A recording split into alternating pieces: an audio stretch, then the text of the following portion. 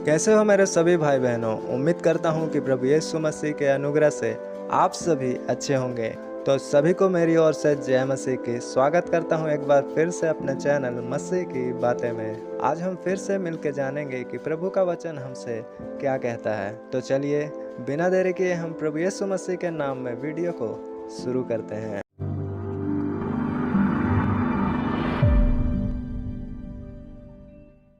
दोस्तों, कई बार हम वचन को फॉलो नहीं कर पाते हैं, फॉलो करते भी हैं तो आधे वचनों को ही। तो ये वीडियो ऐसे ही हमें बताएगी कि हम कौन सा पार्ट बाइबल का मिस कर रहे हैं। हर एक माता पिता या कोई भी अपने बच्चों को ये तो सिखाते हैं कि बाइबल में लिखा है अपने पिता और अपनी माता का आदर करना चाहिए।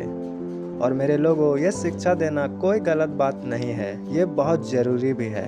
पर इस वचन का एक और पार्ट है जो हम मिस कर जाते हैं कि माता पिता से भी बाइबल कुछ कहती है, पर हम इसे इग्नोर करते हैं और हमें ठोकर मिलती है। फिर हम कहते हैं ऐसा क्यों हुआ? क्योंकि बाइबल कहती है जिसने कोई एक आज्ञा दी है उसी ने दूसरी आज्ञा भी दी है। इसलिए अगर हम एक को फॉलो करते हैं और दूसरे आज्ञा को अनफॉलो करते हैं तो श्राप हमारा पीछा करती है। पेरेंट्स के लिए जो आज्ञा है उसे हम पढ़ेंगे इफिसियों की पुस्तक 6 का 4 वचन में। वहाँ इस प्रकार लिखा है, और हे बच्चे वालों, अपने बच्चों को रीस ना दिलाओ, परंतु प्रभु की शिक्षा और चेतावनी देते हुए उनका पालन पोषण करो। हालेलुया। पर आजकल माता पिता ये भूल जाते हैं और बच्चों पर सिर्फ डिसिप्लिन डालते रहते हैं, ये वो दिस दैट, और ये भूल जाते हैं कि माता पिता को भी कुछ कहते हैं परमेश्वर, और हमें उनके सारे वचनों को फॉलो करना है। क्योंकि परमेश्वर ने कहा जब तुम मेमना खाओ तो पूरा खाना। इसका मतलब है जब हम वचन मानेंगे तो हमें पूरा मानना है, क्योंकि मेमने को खाने का यही विधि है कि हम उसे कड़वे साग पात के साथ खाएं। वचन हमें अच्छा लगे या ना लगे, पर फिर भी हमें सारे वचनों को फॉलो करते जाना है, उसे ग्रहण करते जाना है। क्योंकि अगर हम बच्चों को ही सिखाते रहें और खुद नहीं माने तो हम ये उम्मीद नहीं कर सकते कि वचन के मुताबिक हमारे बच्चे काम करें। क्योंकि बाइबल हमें सिखाता है कि हमें अपने बच्चों का बेस्ट फ्रेंड बनना है। हर समय उन्हें डरा के नियम कानून नहीं सिखाना है, बल्कि एक मित्र के रूप में उनके साथ रहना है। और जब आप ऐसा करेंगे तो ही आपके बच्चे आपको अपना हर सीक्रेट बता सकते हैं। तब ही आपको हर चीज़ मालूम होगा कि उनके लाइफ में क्या अच्छा और क्या बुरा चल रहा है। क्योंकि जो सिर्फ अपने बच्चों को डरा कर ही रखते हैं, फिर उनके बच्चे उनको अपना कोई बात नहीं बता पाते।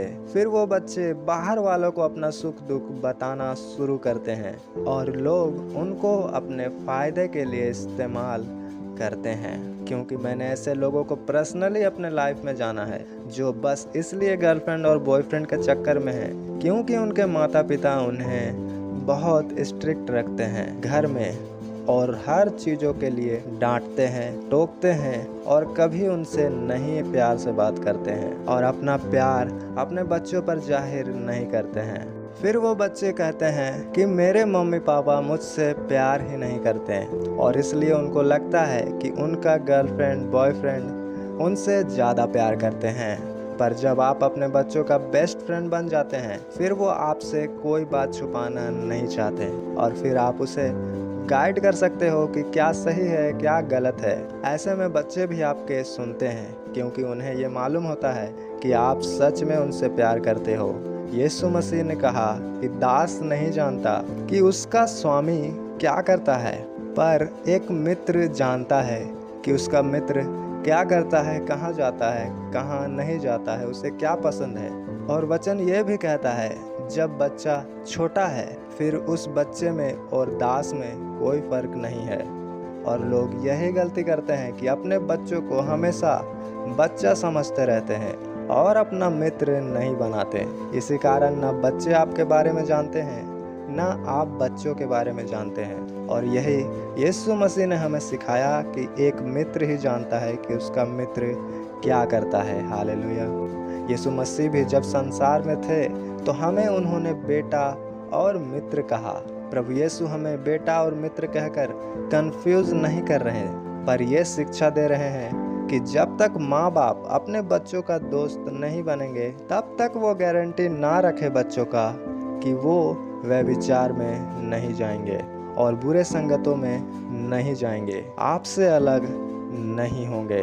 जब खुद परमेश्वर ही मित्र बन गए लोगों को सुधारने के लिए, तो हमें भी क्यों ना ऐसा करना पड़ेगा।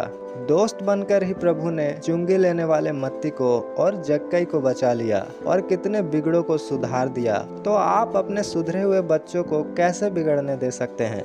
हम दाऊद को जानते हैं कि वो संसार में जब तक था उसने कभी हार का मुंह नहीं देखा, पर उसने अपने एक बेटे को कभी अपना मित्र नहीं बनाया। और बाइबल कहती है उसने कभी उससे नहीं पूछा कि तूने ऐसा क्यों किया, और वही बेटा बाइबल कहती है इतना बिगड़ गया कि अपने बाप के विरुद्ध ही खड़ा हो गया, बस इसलिए कि दाऊद सुलेमान के साथ ज़्यादा क्लोज था और अदोनिया नामक बेटे को वो बस ऐसे ही छोड़ दिया था हर सुविधा देकर, और उसके साथ दाऊद ने समय नहीं बिताया और उसे नहीं सिखाया और प्रभु की शिक्षा के अनुसार उसका पालन नहीं किया। और फिर आप सबको अदोनिया का हाल पता है। वैसे ही अगर एक राजा होके भी जब दाऊद स्पिरिचुअल नियम फॉलो नहीं करता है और बुरा रिजल्ट लेता है, और वहीं यीशु मसीह हमें नियम फॉलो करते हुए दिखाते हैं कि कैसे एक मित्र बनके अपने बच्चों को सुधार सकते हो आप, तो हम क्यों ना फॉलो करें। और यही एक पार्ट है इम्पोर्टेंट जो लोग इग्नोर कर रहे हैं अपने जीवन में और बच्चों को काबू नहीं कर पा रहे हैं। शैतान भी खुश है ऐसे में और कहता होगा सिखाओ बच्चों को कि बाइबल में लिखा है अपने पिता और अपनी माता का आदर करना, मुझे इससे फर्क नहीं पड़ता, क्योंकि दोस्तों शैतान तो आपके द्वारा ही काम कर रहा है।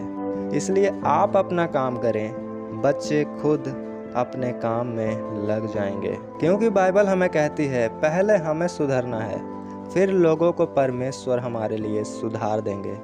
इसलिए वचन में लिखा तू बस तेरा घराना उद्धार पाएगा। हालेलुया। यीशु मसीह ने कहा बुराई के बदले बुराई मत करो, बल्कि अच्छाई से बुराई को जीत लो। कुछ समय पहले दोस्तों एक भाई किसी के पोस्ट में गलत बातें कह रहे थे जीसस के बारे में, क्रिश्चियन के बारे में, अपमान कर रहे थे लोगों का। फिर मैंने उनसे बात की, पर उन्होंने मुझसे भी उल्टा रिप्लाई किया। पर मैंने कहा कोई बात नहीं भाई, आपको परमेश्वर आशीष दें। और जब उन्होंने ये सुना वो चुप हो गए और शर्मिंदा हो गए कि यार कौन है ये लोग, क्या है ये लोग। इतना बुरा मैंने इनके गॉड के बारे में बोला, इनके बारे में बोला, फिर भी ये प्यार से आशीष दे रहे हैं। और फिर दोस्तों जो उनमें शैतान था उस शैतान का सर नीचा हुआ, फिर उसका हिम्मत नहीं हुआ कि कुछ बोले।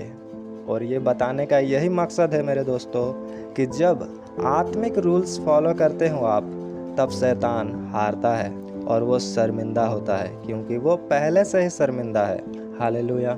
पर आज लोग संसार में क्या कर रहे हैं, झगड़ा, लड़ाई, मारपीट, फिल्में बना रहे हैं भड़काऊ, धर्मों में तेरा ये तेरा वो, जीसस खुद को नहीं बचा पाया, हल्ला हुल्लड़, बस यही सब कर रहे हैं। ऐसा लगता है कि उन्होंने कितना बड़ा तीर मार लिया, और वो लोग ये सब करके खुद हमारे लिए हंसी का एक पात्र बन रहे हैं, जिनको देखकर हम क्रिश्चियन बस हंसे ही जा रहे हैं, क्योंकि उनका लाइफ भी फिल्म बनकर रह चुका है, पूरा नाटकों से भरपूर, सीरियल का ड्रामा, जहां बहू की तरह बस वो लोग रोए जा रहे हैं। हालेलुया। पर हम जो मसीह के बेटे और बेटी हैं, हम शांत रूम में प्रार्थना कर रहे हैं और हमें लड़ने की ज़रूरत नहीं पड़ रही है, क्योंकि बिना लड़ाई किए ही दुनिया में सबसे ज़्यादा क्रिश्चियन लोग हैं, और सबसे ज़्यादा पढ़ा जाने वाला किताब हमारा जान से प्यारा बाइबल ही है। तो मेरे दोस्तों लड़ने वालों को लड़ने दें, हम प्रभु के नियम को फॉलो करें और अपने बच्चों का बेस्ट फ्रेंड बने। तो आज के लिए इतना ही, हम फिर मिलेंगे किसी और टॉपिक में, किसी और वीडियो के साथ में। तब तक के लिए पिता परमेश्वर का प्रेम, प्रभु यीशु मसीह का अनुग्रह, पवित्र आत्मा का सहभागिता हम सभी लोगों के संग प्रभु यीशु मसीह के दूसरे आगमन तक होती रहने पाए। आमीन। सबको जय मसीह की।